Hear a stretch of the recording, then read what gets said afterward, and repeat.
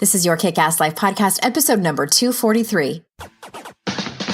This is the Your Kick-Ass Life podcast with Andrea Owen, a no BS guide to self-help and badassery. Because ladies, let's face it, life's too short for it to not kick ass. And here's your host, the girl who serves it up straight with a side of crazy, Andrea Owen. Hey everybody, welcome to another episode of the podcast. I am so glad that you are here. It is summertime, and I know for a lot of you that means that your schedule has changed. To be honest, we see a drop every August in podcast downloads. So what that tells me is that maybe some of you, maybe your schedule has kind of been flipped upside down and you're not listening to your regularly scheduled programming. I know I'm not. I haven't been listening to the podcast that I usually do, and even audiobooks, because I usually do that when my kids are at school. So for those of you who have stuck around, thank you. And for those of you who are catching up, we missed you.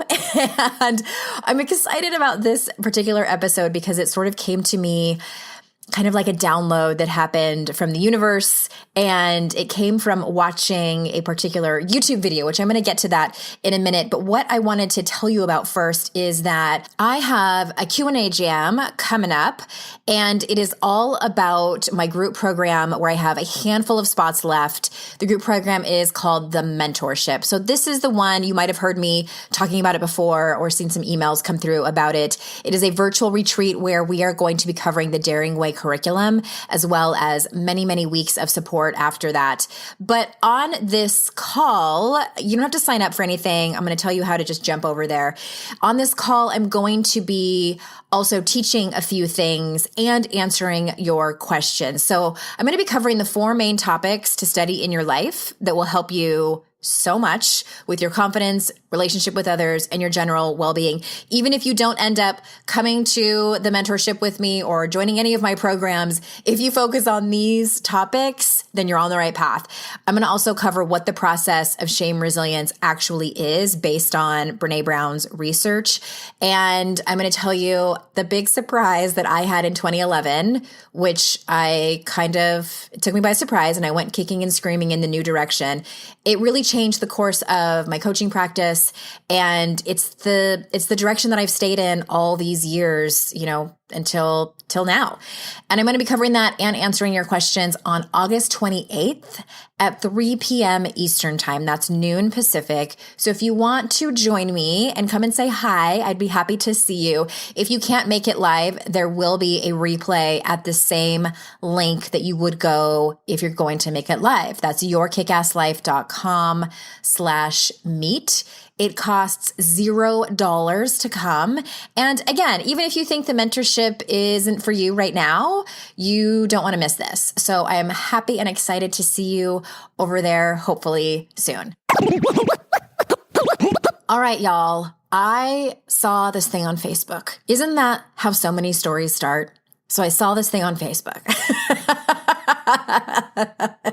Either that, or I was talking to my therapist, or a lot of my stories used to start with, so I got totally drunk. And yeah, I am thankful that my stories don't start with that anymore. But I saw this thing on Facebook. Someone had posted, they'd shared a video, and some of you might have seen it already. I will post a link to it in the show notes.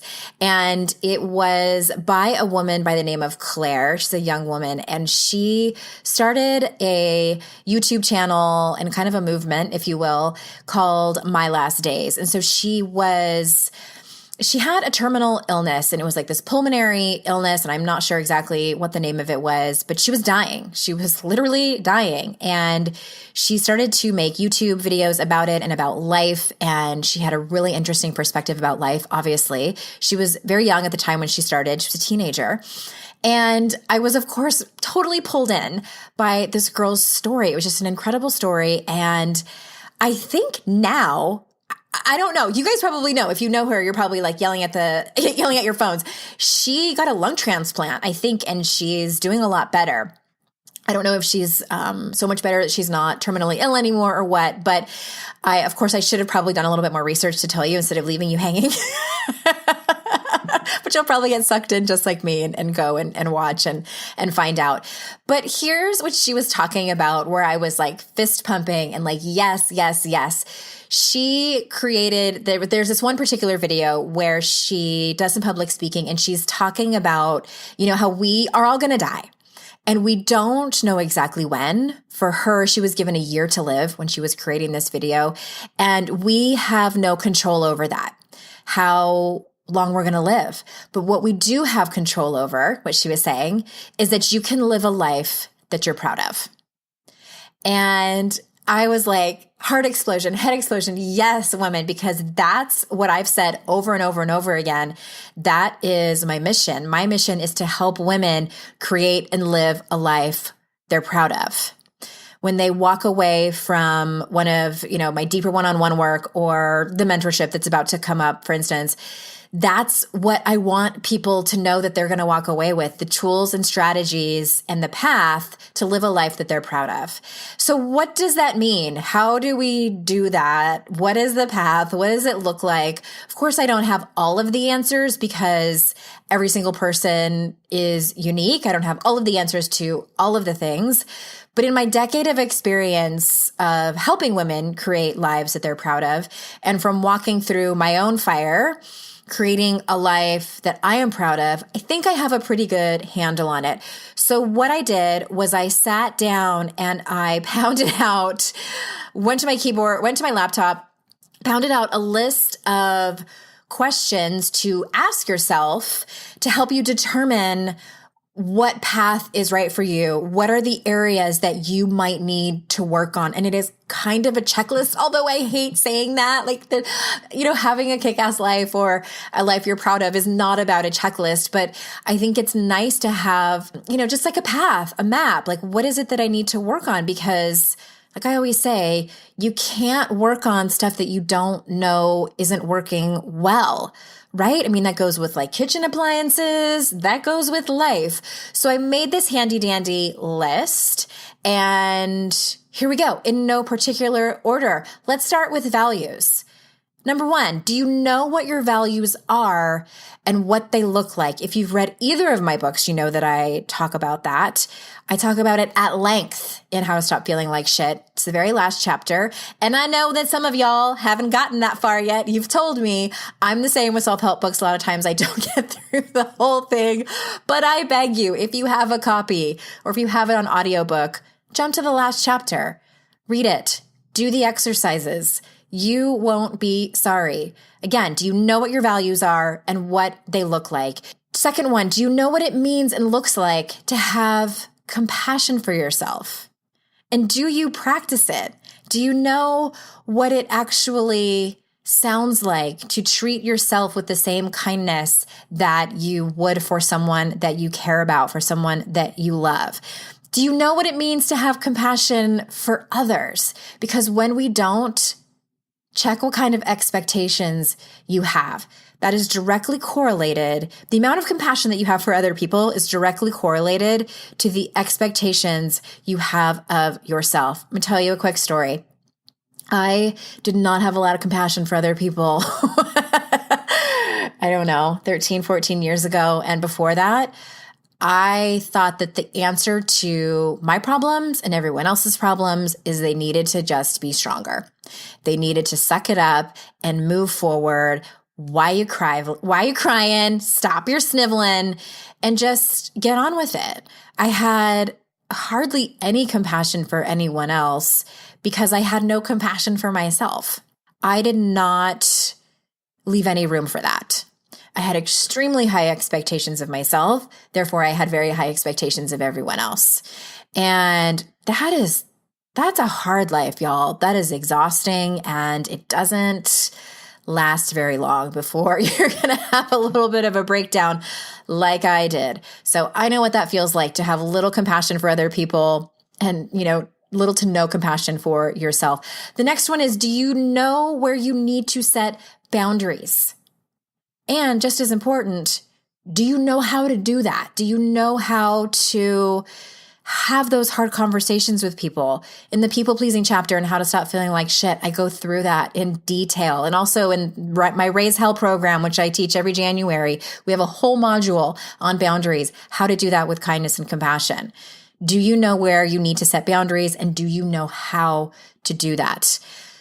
Do you show up for the few people in your life that need you? And I say few people because I don't believe that we can just spread ourselves so thin and we're there for everyone. The most important people in your life that need you, do you really show up for them? Like really show up. And I know that a lot of you feel like you're the person in your friendships where you are the shoulder they cry on. You are the person they turn to. And again, this might not be for everyone, but I think that what happens in friendships is that there are like these unsaid boundaries where they might not be sharing everything with you because maybe they think that they'll be judged. And this could be a whole nother podcast episode, but I think you know what I'm saying. Do the people in your life know that they can come to you without any judgment at all and show you all of their messy parts and that you will be there for them? That's what I mean when I say like really show up. The next one is, do you allow people to show up for you? And when they do you show them all of you? And this really dovetails to what I was just talking about. In your friendships, I often tell people, when you're sharing your story with people, we all know that Brené Brown talks about that all the time. Share your story with people who have deserved the right to hear that. I like to take that a step further and ask my people, when you are telling them your story, quote unquote, what does that look like? Are you sharing all of the experience? And what I mean by that are the feelings and emotions, or are you just sharing the facts? That happens a lot where we get into storytelling mode, we pull the emotions out of it, and we tell them what happened almost in a way of gossiping a little bit. And I use that word lightly, but I think you might know what I mean by that, where you're telling the story. You're like, oh my God, I cannot believe that my partner did this and it was so awful. And maybe you share a story like that with people who are kind of on the peripheral ends of your friendship, but the people that really matter to you, those handful of people, do you show them all of you, the feelings and emotions? Sometimes it's feelings like rage and grief. Those kind of emotions that I think for women can be really difficult for us to show people, the full-on breakdowns. Do you allow people to show up for you like that? Again, I could have a whole other podcast about that. Ask yourself that. Next, do you take care of your physical body? Things like going to the dentist regularly, getting mammograms, going to the doctor, even though you have a feeling something might be wrong and you just keep putting it off and putting it off. I'll tell you, I just went through this whole thing. I had my cholesterol checked. I have a family history of heart disease, high blood pressure, and things like that. So I used to usually regularly get my cholesterol checked, and I didn't for about 3 years. And I finally went, my cholesterol was high. And remember I told you guys I did not work out for like 2 years. So it was right around the time, it was the beginning of the year when I was thinking about signing up for that triathlon. And I went in, got my cholesterol checked. My cholesterol was high. And I had also gained 10 pounds from the previous time I had been checked and had my physical. So that happened. And yeah, and that's, kind of what pushed me really to see. And you know what? I'll be honest with you. I was a little skeptical. You know how the doctors tell us all the time, good diet and exercise can lower your cholesterol and blah, blah, blah. I was like, well, we'll see. We'll see about that because I'm the exception. It's not really going to matter. And what I mostly changed was my exercise. I trained for that triathlon, and then I went in about a month after it was over, but I had continued to work out. And lo and behold, didn't lose any weight. I might have lost a couple of pounds, but definitely not back to the weight that I was before, but that doesn't matter. My cholesterol went down. I was like, holy shit. doctors and scientists. Oh, I guess they got that right. So that was kind of exciting. There's still one number we would like to see get lower. So we're going to work on that. But that's an example of taking care of your physical body, getting regular checkups and things like that. All right. Do you feel your feelings?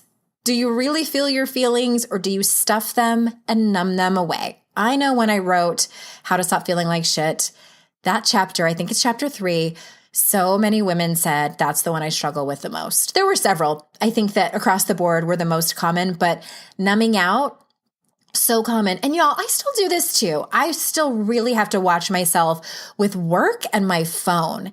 And anytime I realize that I am dropping into, that workaholism or spending too much time on my phone, really just scrolling aimlessly, I check myself and ask myself, is there anything that I'm avoiding? Typically for me, it's an uncomfortable conversation that I might need to have, or stress that I'm not talking about with someone. That's usually a signal to me. So are you feeling your feelings, or do you stuff them and numb them away? The next one is, do you take care of your spirit? Do you take care of your spirituality? Whether you are someone who identifies as being a religious person, or you are someone who identifies with being spiritual, even if you're, an atheist and you're not really sure what's going on there, what are you doing to honor that? Is it walks in nature? Is it spending time with your beloved pet or your kids and just really leaning into the joy of that? Is it yoga or meditation or lighting a candle and just being in stillness? Your spirituality, dance parties, your spirituality can look like many, many different ways of doing it. Are you taking care of that? Okay, next one might be a touchy one for some of you. Oof, because I know it was for me for a while. Do you take care of your financial house? I'll tell you something. Working on money, my relationship with money, I should say, it's not just about like getting out a spreadsheet and listening to Dave Ramsey's podcast, or I don't know. I don't listen to his podcast, but whomever. It's more than that. It's your relationship with money. Wow. I started doing that in about 2015, and there were a lot of things that opened up for me. Personal development, it really is. How we deal with money is a lot of times how we deal with other things. Are you mad at money? Do you always look at it as it's never enough? Do you have any kind of gratitude practice about it? Do you ignore it? Do you just kind of like hope that there's enough in there? Yeah, I can, identify with all of that. That's how I used to be too. And it got so painful that I had to look at everything. I think I've mentioned here on the podcast before, when I've had money experts on, my husband and I paid off $60,000 of debt. We started in 2011. I think it was right after I got sober. And that was one of the things. I was like, I can't do this anymore. I can't just keep like paying the minimum payment on these credit cards and just not even knowing when we were going to be able to pay them off. So we did it. We sat down together, and it was so painful to look at and have that uncomfortable conversation with him. But we lived, and it made us stronger as a couple. And it sure as shit made us stronger financially, just looking at it and taking responsibility for it. And again, whole other podcast episode about that. And the last one really is an open question for you all. Is there anything else you feel in your soul that you need to change that will make you proud of who you are? Just off the top of my head, as I read that question to you, it could be, do you need to really work on some family of origin trauma that you have? Do you need to forgive someone? I mean, there can be so many different things that you might know that are kind of tugging at your intuition that you need to work on, that maybe you've been avoiding. And I honestly think we all get to that place where, I call it the tipping point, where it's more painful to stay in that knowing that we need to work on it than it is to actually dip in and start to work on it. Because I can sit here and tell you all day long, you'll do it when you're ready. You'll do it when you're ready. And I think that can be a little bit of an out for people. Like, I'm not ready. I'm not ready. We all start before we're ready. That's when you do things. If you wait until you truly are ready, then you're going to be waiting a really long time, if not forever. But if you wait until you get to that place where, again, it is more uncomfortable to stay in that knowledge of knowing that you need to work on it, then that becomes more uncomfortable than actually doing the work. That's when you know it's time. So I hope this was helpful. I had so much fun just sort of riffing on this topic, and that's really it. And of course there's probably so much more, but like, at least this will get you started. It's kind of a lot. No problem. You guys can like whip that out by the end of the week, right? No problem. No big deal. But no, it's a lot. It's a lot. And I just want to say this one last thing. This is so important. This is a lifelong journey. This is not something that you are going to be able to finish by the end of 2018 or 2019. There are going to be things that keep getting kicked up. All of it. All of it. The stuff about you showing up for people and letting them show up for you, and the money stuff, numbing out, boundaries. These are big topics, y'all. Big, big, big topics. And I just hope that you set some realistic expectations, but at the same time, know that, yeah, it takes work. It does take work. And there's a messy balance in all of that, right? I adore you all. I'm just so honored to be able to come here and turn on my microphone and talk to you about this stuff that matters. It still blows me away that, where I was on a run the other day, side tangent. I was on a run the other day and I was thinking about 2006, and that was a shitty ass year for me. It was so shitty. And I think about where I was and the decisions I was making, and I was the farthest away from being proud of myself, I think, that I could have possibly been. I guess there could have been some worse things that I could have done to pull me even farther away, but it was pretty bad. And it took me years really to get out of it. And I think that that's the thing that I didn't realize, was that I was going to be grieving all of the shit that happened then for years to come.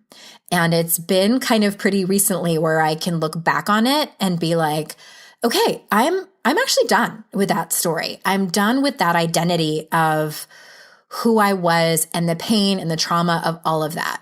I was texting with my best friend, Amy. We send each other GIFs. Is it GIF or GIF?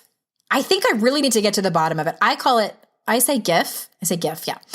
But my friend Elizabeth calls it a GIF. Anyway, Amy and I were sending them back and forth, and I sent her one and it was an I'm done. It was actually Mary Poppins flying away from the house with her umbrella.